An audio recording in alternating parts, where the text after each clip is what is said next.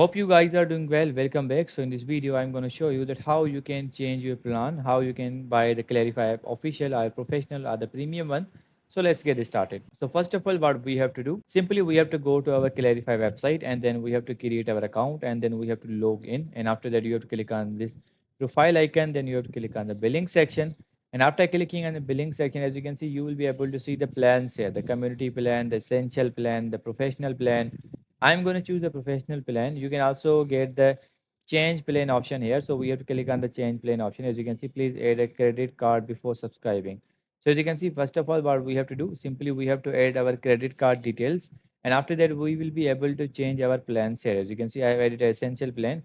Now what we have to do, we have to add our credit card details here. And then we have to click on the change plan.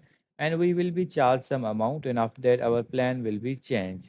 So in this way, you can change your plan and you can add your credit card details on the Clarify website.